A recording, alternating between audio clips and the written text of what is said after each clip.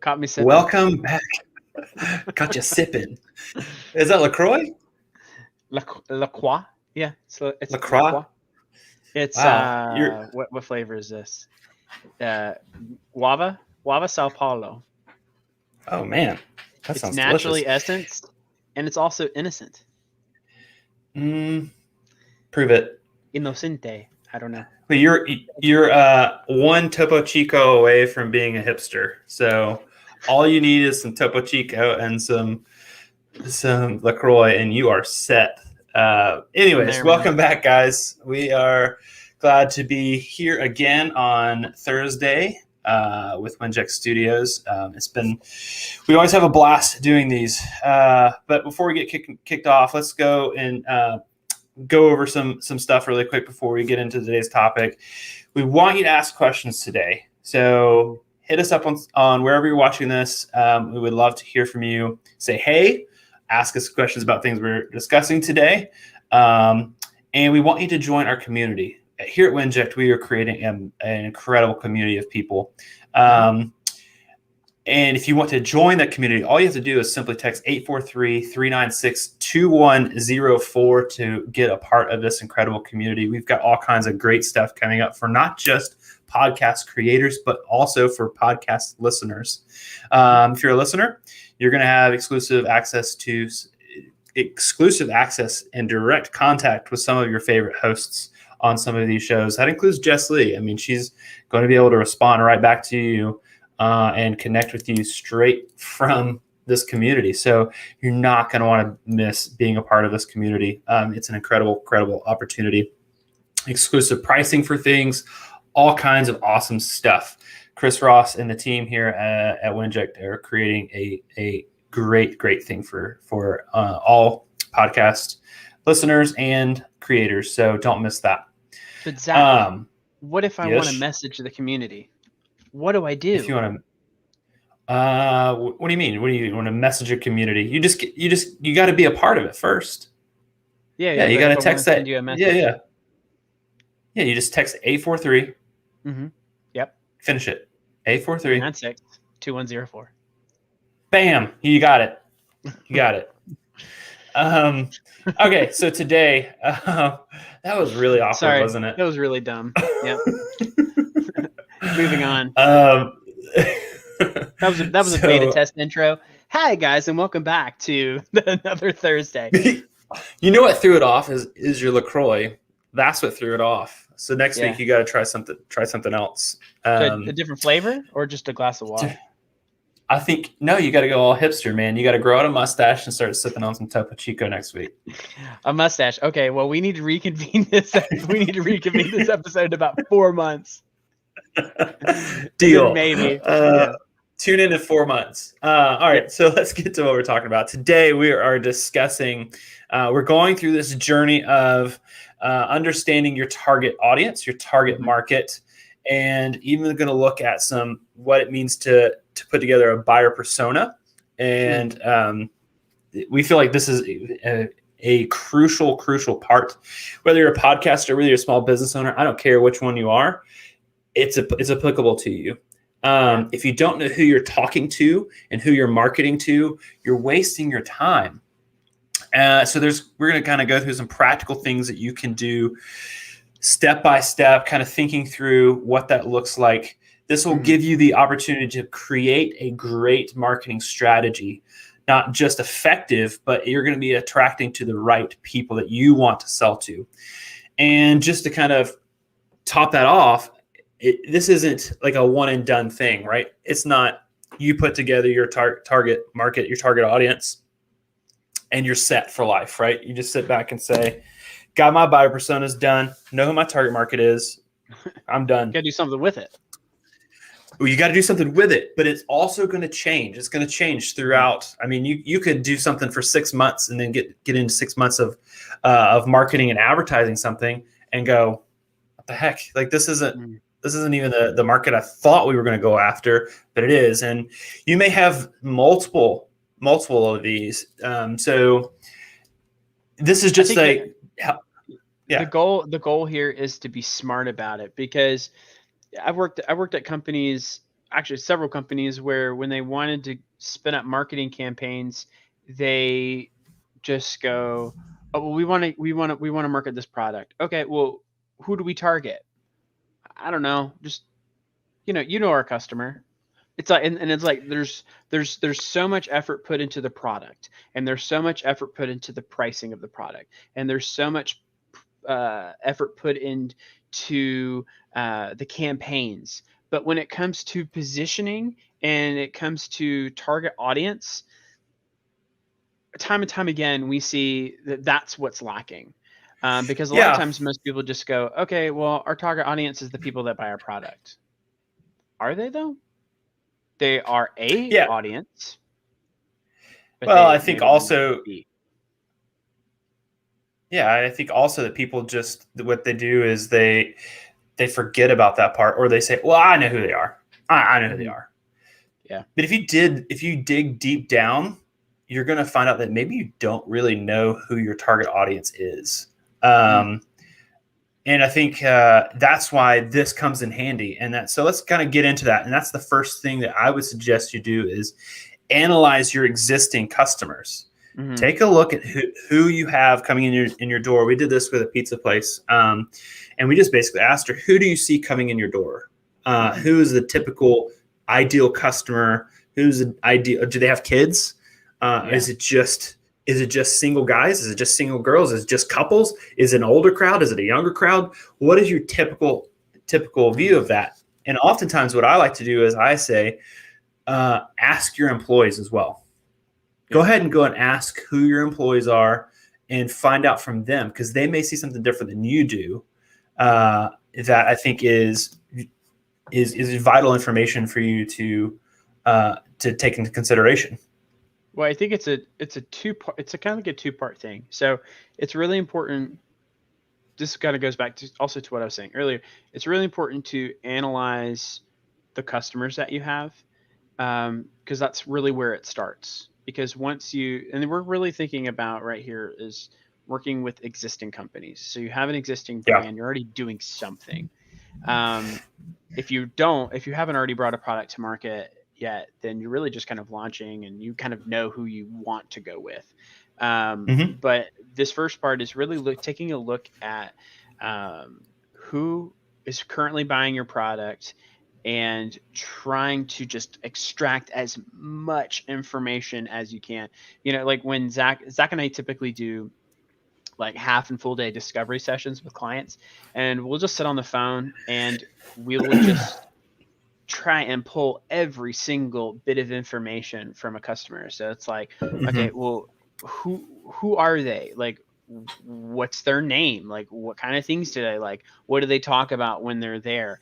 What are they interested in? Why are they interested in your product? So it's literally asking like the who, what, why, when, how, anything that we can do to extract data from that current set of customers. So it's really trying to sit down and think about, who is this customer? Why are they buying my product? Why are they here? Why did they choose me over everybody else? And really trying to understand that. And then the other half of the coin is taking a look at your product and going, who am I? Why does this product exist? And who is this product for? And sometimes it matches one-to-one directly with who your customer is. More often than not, there's a gap there.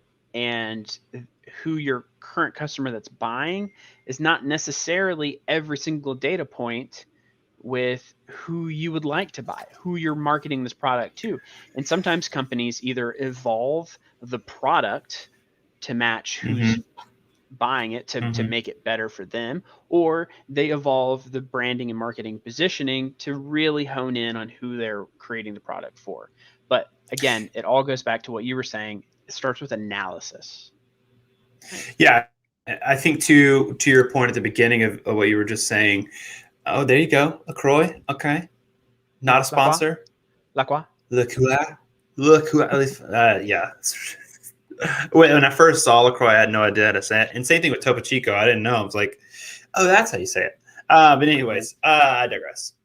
So to go back to that, so if you are starting out, like you said just a few minutes ago, if you are starting out, you don't have enough data points to pull who your buyer persona is. I mean, you may not have a door open yet. You may not have anything coming in. You may not have anybody buying any of your products. You don't know. This is really for, like what Jason said. It's really important to know this once you kind of get, maybe you can start to do this 6 months in, a year in. You'll start to be able to get a firm grasp of who those people are, and then reassess your marketing, reassess who your product is actually reaching, and then continue to make those shifts.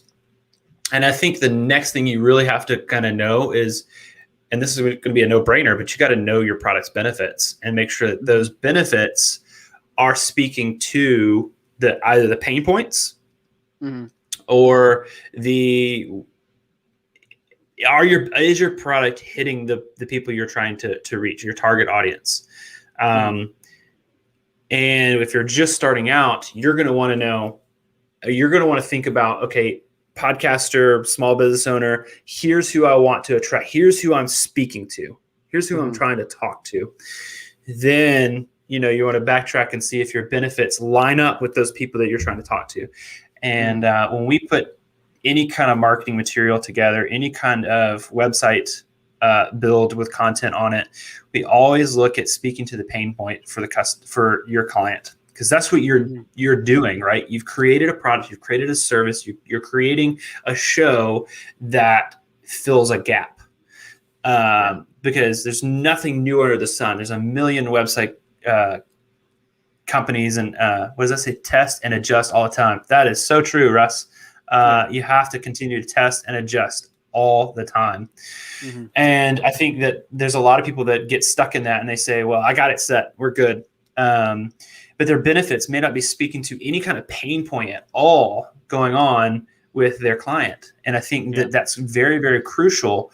If you're trying to solve a problem, make sure you talk to the pain point. Make them feel it when they come to your site. Make them feel it when they see your advertising. Make them feel it when they look at anything that you put out there first, then saying, here's how my product or my service or my show is going to solve that problem. I like that. Solve the problem your community is asking for. That's right, Russ. It's true. I mean, I think if we can solve those problems. Yeah. So Russ, to piggyback on that. So Russ's comment here on the live show is solve the problem your community is asking for. So I think one of the big things that ties in with what we're saying here is, this started as knowing your product's benefits. So how do you speak to your community? How do you solve the problem that they're asking for? Is you take a look at the features of your product, and then you communicate that by telling the benefits. So there's a difference between the product's features and the product's benefits. Product features is typically something you land on a website or an application, and it says it's going to do this. It's got it's got integrated live chat support. It's got video. It's got da da da da. It's got X, Y, and Z. Well, the benefits of it is that it saves you time every day. It increases your productivity. It does this. So it's a feature is a part of the machine that you're delivering in the product. Even if this is just a podcast or anything, it doesn't have to be a physical product that you're delivering. It's what are the features that make it good, and then how do those benefit the community at large? So that's exactly, to Russ's point there, that's exactly what we're saying here is knowing the benefits of your product. And that by stepping back and looking at the features and how those develop and grow your community and solve their problems. Yeah. And so then once you kind of get a firm grasp that you know who you're talking to, you know who you think you're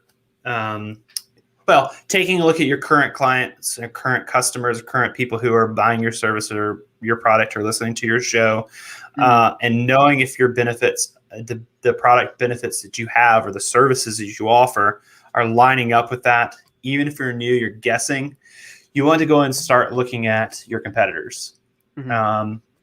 This gives you an idea of, go ahead. No, I was thinking, comp research, competitor research. When I worked at the resort years ago, I had the awful duty of having to go and check out a competitor resort.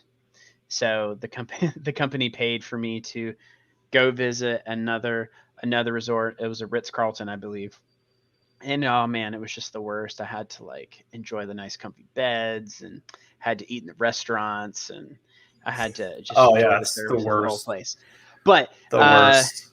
I jokingly say that because it was an awesome experience. But it was actually a really fun activity, beyond just the comfort of it and getting to experience a nice resort. But I got to really think about the product of the company where I worked and the product of the company that I was comparing. And by the end of the trip, I had written like this 10, 12 page analysis, taking a look at specific key points on our product and the resort where I worked, and then the competitor product and what they did differently.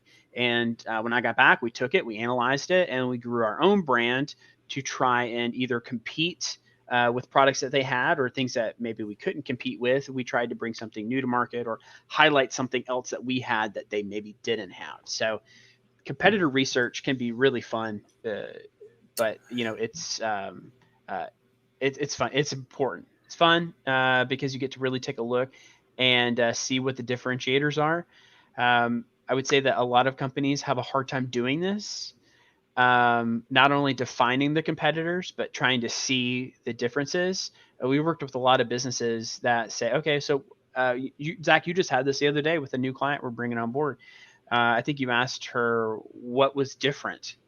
And she was, well, I don't know. I don't know. There's a lot of us out there.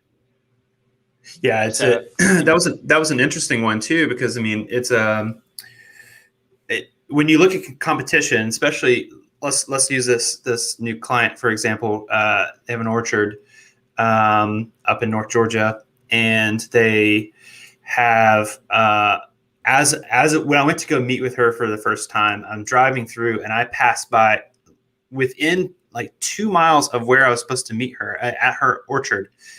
I passed by like 7 different orchards. And I'm like, how in the world are these people, all of it, there's 6 to 7 different orchards within a 2 mile radius of her.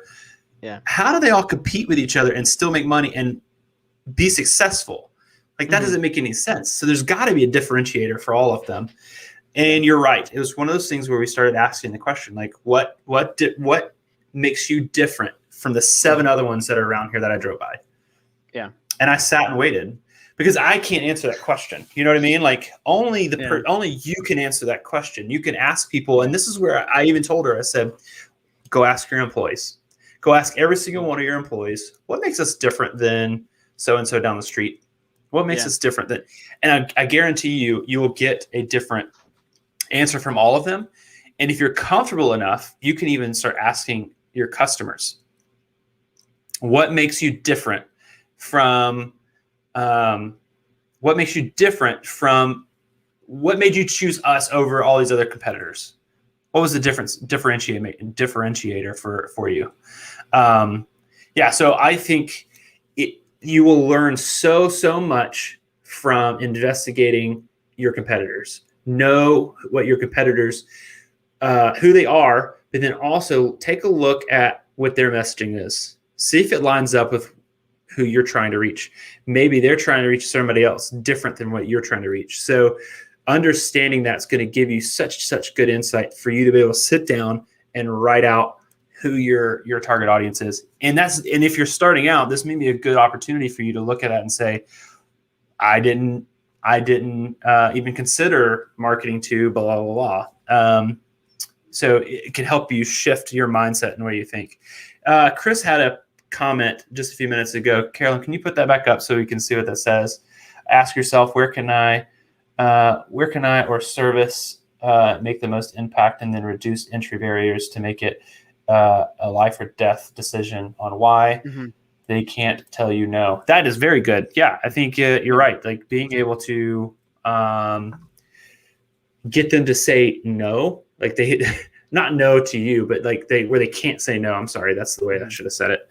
Where they can't say no to your product because you're speaking directly to them, where they can completely relate to you. I think it makes a massive, massive impact. And I think that so many businesses, so many podcasters miss that. And I think sitting down and doing this research at the beginning, periodically through the year, it may not even be a bad idea to look at it every quarter to see. That might be too much. You just have to kind of feel how much shift is happening in your business and your company. Right. Make it simple to say yes. Yeah, Russ is commenting back on what Chris was saying is make it simple to say yes. Not yes, but yes. All caps. Yeah. So then, like a rapture moment. Yeah. So once you have analyzed your existing customers, if your benefits are tying back into that, you started doing research on your competitors. The next step is kind of like I kind of consider this the fun part. You can start segmenting your audience, breaking them into different characteristics that fit different buckets. And there's nothing wrong with that you were talking about earlier, right? Yeah. So this is where you want to, you've done all the research. Now let's compare. What are the common threads we see? What are the different people that can we start to look at them? Where are they at geographically? What are the demographics? What are the psychographics? What are their behaviors? What are they like? So you can start to write out maybe an actual persona of somebody. So for that. So this is the data. This is the data that you'll use in this step particularly. A lot of this data here is what you'll use for your specific targeting data when you're actually starting to market to that audience. So spend a lot of time on this step. I know that when we were doing this with, I think you were about to talk about the pizza place, and you can, but when we were on that call, I feel like we spent hours on this step alone, and we defined it into several different customers, because it's not all just one. So you're going to have multiple here potentially. Yeah. I think we ended up at the end of that call with 6 different personas. So she had like the guys who just come to the pizza place to sit, because it's kind of like a sports bar, family friendly sports bar. Yeah. There's some guys who come just to sit at the bar, drink, and watch games on after work, or if there's a big game coming up, they'll come and watch there. They had it's a sports bar, so they had a lot of young families who bring their kids in after a game. Had a lot of girls who come for ladies' night. There was a ton of them, and then we could break it down into who they are, what do they like, and as we were talking, there was a shift in the way she was communicating with us. It was, oh yeah, he would, blah, blah, blah, blah, or she would, blah, blah, blah, blah, blah, because, I had a conversation with so-and-so. Oh, you know what? And this person too reminds me of that. And we just had all this back and forth conversation. So that way, once we sat down to start writing out a marketing strategy, it was easy to say, I want to target so-and-so. I want to target this persona because these are the people I see the most in. And here's all the characteristics that fit that person. So I want to make sure that I'm writing my copy for my ads to fit that person. I want to make sure that I am choosing images that would connect with them, overall feel for any of my copy on my website, any of my copy on my advertising to speak directly to them. I think, and that made a massive impact after when we started writing all that stuff out. It came quick. And even thinking of holidays to market to them specifically, events that we could market to them specifically. And that's how you start to put together a solid marketing strategy, is once you've done all this research and you've started to break them into buyer personas. Yeah. So what we usually tell people is to say, if you have 3 people, three personas for your target audience, print out a picture, go to Google and find a random picture of a person, or even get your actual customer who is that person, is that persona, and grab their picture, whatever you want to do. But Pause for a second. They can take, like, let's pose really quick, and people can do a screenshot of us, and then they can use us as that. Okay. Yeah. See. Yeah. So pause that. Print out a Screenshot picture. this. Yeah. Print out a picture, and then give that person a name. So if you have persona 1 could be Jack, persona 2 can be Nancy, and persona 3 can be Douglas. You know, like whatever it is. Print them out, put them on the wall, and no. I mean, maybe. You may have a Karen, but hopefully not. It's a reverse buyer persona. It's a reverse avoid buyer persona. Don't. The anti-persona. The anti-persona. Sorry for all you Karens out there. Like like real Karens, not like Karens, but like Karens. Yeah, your name is Karen. Yeah, sorry. Yeah, and if your name is Karen and you would like to comment on this episode, send us a message at 843-396-2104 to just say hello. Or join what Chris and Russ are doing by commenting. Drop some comments, guys. We want to hear from you guys, even if it's just a simple hello. It makes us feel like we're not talking to me and Jason, just it's like ourselves. We're not talking to each other. We hate talking to each other. We just want to talk to other people on the same call, but we want to talk to other people. Yeah. So like if you guys, we can just kind of like, I don't know, lost it.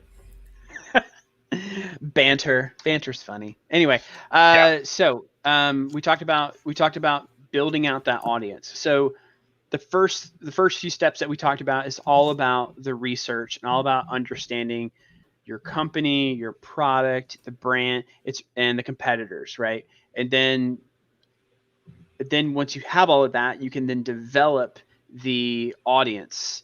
And then after that, what do? We have the research. We've done the audience. What do we do now? You want to start writing out some sort of marketing statement. So this is where this is like the marketing plan kind of thing. Yeah, like you want to have a brand position statement. What are you trying to do with that information? This is what I was saying with the pizza place. It was easy for us to start writing out some sort of strategy, start writing out some advertising, start writing out some copy, even on the spot. Like we were able to say, you know what would be great is if we could market them like this, or you know what, there's an event coming up in your area, and I just noticed that this would be perfect to tie these two together. This is really kind of like an extension of that buyer persona. So, excuse me. So it's taking that buyer persona and really just having it out as a statement. Like, you have your you have your mission statement for your business, your vision statement, you have your business goals. Well, you should also need to have your target market statement. So you say, my target market is middle-aged females living in rural South Dakota who like to visit sports bars. Whatever it is. Like if that's your I just made that off the top of my head. I don't know who that would be for, but that would be your target market statement. So it's taking all that research, taking the buyer persona and data that we put together in the previous step, and then you really just say, this is who we're going for. This is the business that we're going for. These are the customers that we're going for, and this is how we're gonna do it. Yeah, I think once you start detailing it out that way, and you may have several different target market statements, depending, like I said, with that pizza place, there was at least, I think there's like 6 or 7. I think we ended up with, something like that. And we were able to break them down pretty quickly because we didn't have to worry about, continuing to think all those things out because they were already there. Right. Okay, cool. So the last piece of it is really just the ongoing, right? So much of defining your target market is built on the research that you do up front. And hopefully you are doing the research up front, because a lot of companies start off just really quickly kind of glancing over that. It's all about product. and they don't think about really deep who it is, who it's for. So so you really want to make sure that you're doing the research and that you are defining that position. But it's really important, as Zach, as you were saying earlier, is to go back every so often, kind of audit that. So you say, like, are things changing? What's changed in our product?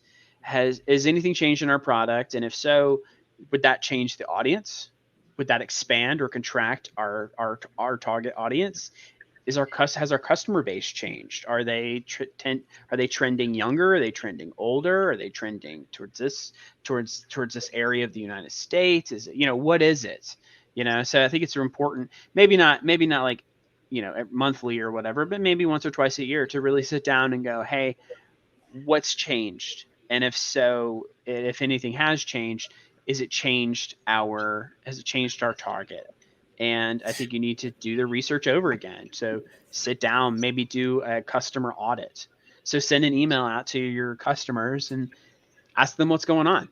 I'm part of an online community, and every so often they send a survey out to the vendors. So I'm one of the vendors in this community, and we get an email, and it asks us all these different questions. And once the surveys are all done, they send it back out to us, so we can understand the other parts of the community, what's happening, and it helps the company that we work for to then position, maybe if they need to reposition how their marketing is being targeted or their product offerings. So it's really important to constantly do your research when it comes to audience. Yeah, I think if you ever start a new service or offer a new product of anything inside of your business, I think having the doing this over again is going to be helpful to make sure that you are, even if you're considering a service or a new product, make sure that it lines up with who you're trying to reach, or a new segment of a podcast show, or maybe shifting your content to make sure that you are hitting those points on who your target audience is responding to or would feel the most. Well, I think that would be a great start for any small business owner, podcaster, podcast creator. It doesn't matter. Either one of those. This is a great starting point.